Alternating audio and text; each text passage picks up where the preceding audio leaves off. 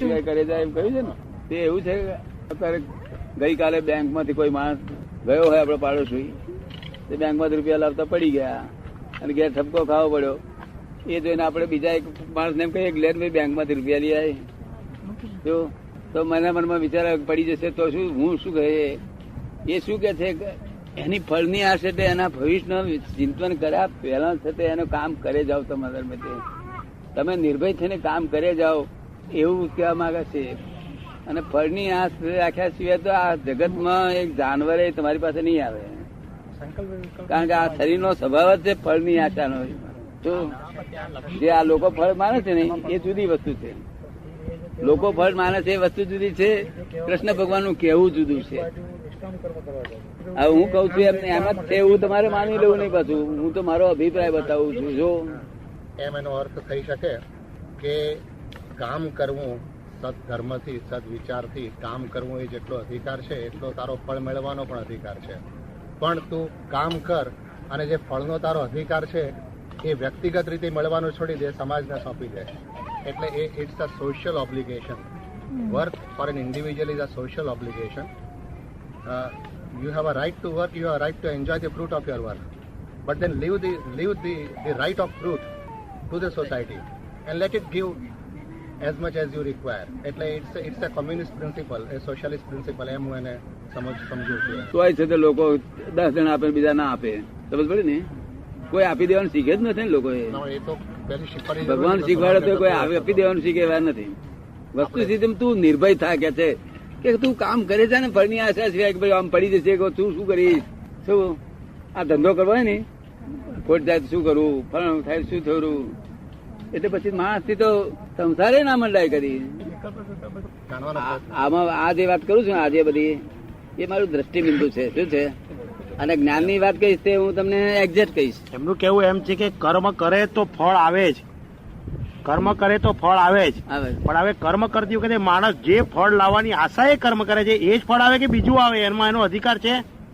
કર્મ કરે ફળ આવે પણ આશા વગર તો કોઈ જીવ કર્મ કરે જ નહીં.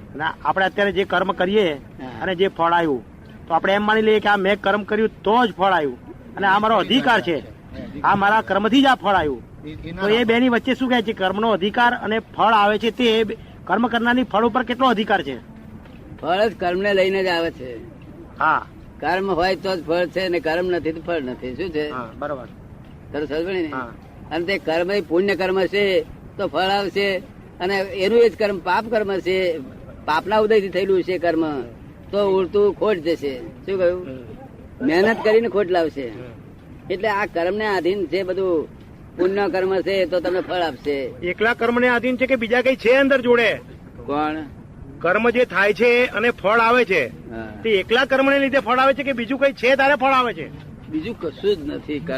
કર્મ જ બધું ફળ આપે છે. આ તમને આ જેમ છતાં અહીં વાવમાં જઈને તમે કહો કે તું ચોર છું તો પછી એ તરત વાવમાંથી પડઘો પડશે. શું પડશે? તું ચોર છું. હા, એ શબ્દ જો તમને ના ગમતો હોય, આપણને તું ચોર છું એમ કે એ શબ્દ ના ગમતો હોય તો આપણે બીજી વખત કહું તું રાજા છે. શું કહ્યું? એ આ જગત નો સાર રૂપ છે આખું. આ વાક્ય એક જ વાક્ય સમજ પડે ને. એ કર્મ એનો એ પડઘો જ છે ખાલી. શું છે?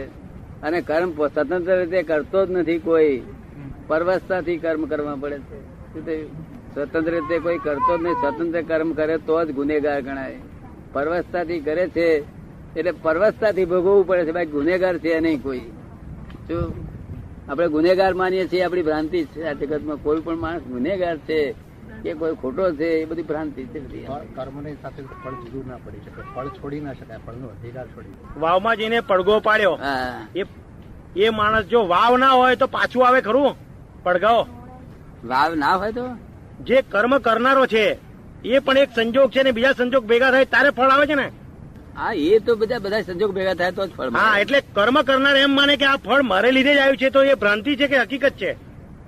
એ તો પણ એને એ તો અહંકાર એવું જ માને ને. પોતે કર્યું તેનું જ ફળ છે ને, કર્યાનું ફળ જ છે. એ તો દેવા જેવું કેવું પડશે. જો એ પછી ભાઈ ભેગું થઈને આવ્યું એ તો કુદરતની કરામત છે. તો પણ પેલા ને એમ જ લાગે ને મેં કર્યું તો આવ્યું. આ જો તો ને કર્મ કરતા જ છે, પોતે કરતા માન્યો છે અને કર્મ થાય છે, પોતે કરતા છે અને કર્મ થાય છે. જો કરતા ના માને, પોતે કર્મનો કરતા ન માને તો એ કર્મ છે તે વિલય થઈ જાય. પોતે કર્મનો કરતા ન માને તો વિલય થઈ જાય. આ કેવી રીતે પ્રાપ્ત થાય ટૂંકમાં સમજી લેવાની જરૂર છે. આ સંસાર આપણને પોસાતો હોય તો કશું સમજવાની જગત આગળ જરૂર નથી. આ જો સંસાર આપણને કઈ હરકત કરતા થતો હોય તો આપણે જાણવાની, અધ્યાત્મ જાણવાની જરૂર છે. તો અધ્યાત્મમાં બીજું કશું જાણવાનું, સ્વરૂપને જાણવાની જરૂર છે. હું કોણ છું એ જાણ્યું કે તે બધા પઝલ સોલ્વ થઈ જાય. ગીતા હું સોલ્વ થઈ જાય, દરેક વસ્તુ સોલ્વ થઈ જાય. પછી આમ તો પાર આવે એવું નથી. આમ ભરવાના ભલાઈએ અને પાર આવે નહીં. ફક્ત સ્વરૂપ જાણી લેવાની જરૂર છે. જો આપને અનુકૂળ લાગતું હોય તો કોઈ વખત અહીંયા આવશો તો અમે તમને સ્વરૂપ આપીએ છીએ.